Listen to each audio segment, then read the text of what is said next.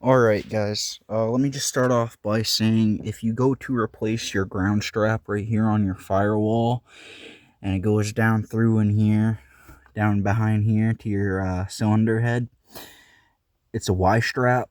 So the one that came off originally, this one, this is going to connect over here on your cylinder head in a Y shape and go over to your right cylinder head.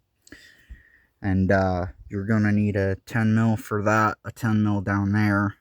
And if you decide that you need to clean it up or whatever, this is not a 10 mil. This one is a, this one's 9/16.